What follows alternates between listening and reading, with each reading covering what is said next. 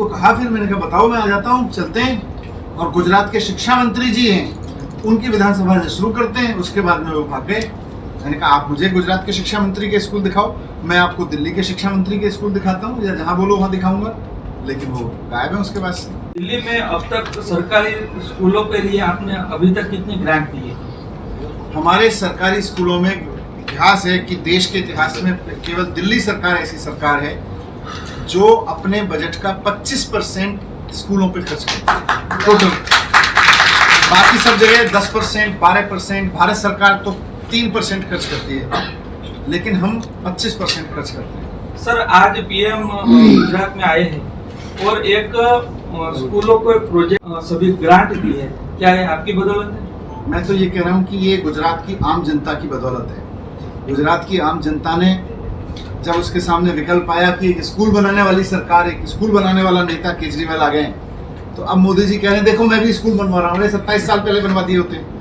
आज तो अमित शाह जी भी स्कूल जा रहे हैं। 4 दिन पहले मैंने एक फोटो देखा, अमित शाह जी भी स्कूल में जाके खड़े हुए थे।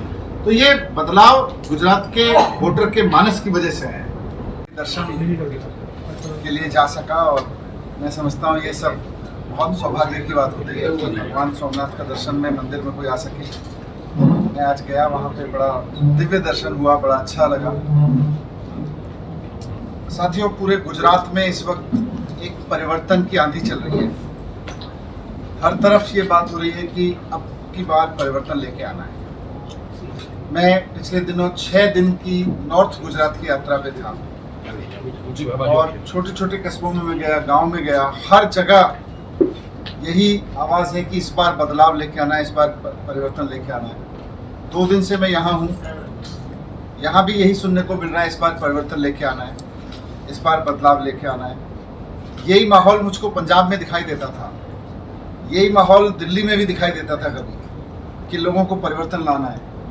आज मुझे गुजरात के कोने कोने से भी यही आवाज़ सुनाई दे रही है कि 27 साल हो गए, 27 साल में ना शिक्षा पे काम देखा, ना स्वास्थ्य पे काम देखा।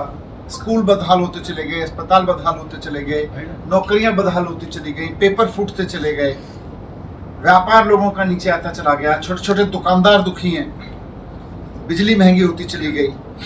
तो इसलिए आज आम आदमी पार्टी से लोग एक उम्मीद लगा के बैठे हैं, अरविंद केजरीवाल जी से एक उम्मीद लगा के बैठे हैं पूरे गुजरात में कि इस बार परिवर्तन करके आम आदमी पार्टी को लाएंगे। कल मैं अहमदाबाद के एक रेस्टोरेंट में था, वहाँ पे एक साथी मुझे मिले, एक वहीं खाना खा रहे थे। बोले साहब, मैं परिवर्तन तो पिछले 10 साल से लाना चाह रहा हूँ, लेकिन 10 साल से मैं ला नहीं पाया क्योंकि मैं भाजपा को वोट देता था, कांग्रेस मेरे को पसंद नहीं है, इसलिए मैंने कभी बदला नहीं। मैं परिवर्तन लाना चाहता था, लेकिन इस बार आम आदमी पार्टी आ गई है मैदान में, हम आम आदमी पार्टी को वोट देने जा रहे हैं, केजरीवाल जी को। रात को ट्रेन में बैठे सोमनाथ के लिए, वहाँ भी हमारे बाजू वाली सीट पे जो लड़का था, वडोदरा का एक युवा सॉफ्टवेयर इंजीनियर, वो कह रहा है कि इस बार वडोदरा के युवाओं में मैं देख रहा हूँ कि बहुत परिवर्तन की लहर है, कि इस बार परिवर्तन लेके आना है। मैंने पूछा क्यों, युवा क्यों बदल रहा है? तो उसका बड़ा इंटरेस्टिंग जवाब था। बोला जी, इनको अहंकार आ गया है, ये काम नहीं करते, गुंडागर्दी करते हैं, और अहंकार आ गया है कि इनको कोई हटा नहीं सकता, इसलिए हम इस बार इनको हटाएंगे, इनको हम बदलाव लेके आएंगे। आप लोगों का आना इसलिए हमारे लिए अच्छा है।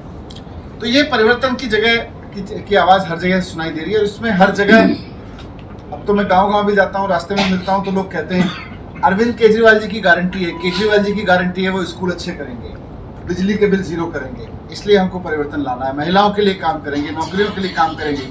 बोर्ड अपने विचारों के लिए जानी जाती है और आपने रेवोल्यूशनरी पॉलिसीज दिल्ली और पंजाब में इम्प्लीमेंट की। गुजरात में एक जो पॉलिसी है उसके ऊपर 6 दशकों से विवाद चल रहा है, वो गुजरात की प्रोहिबिशन पॉलिसी है।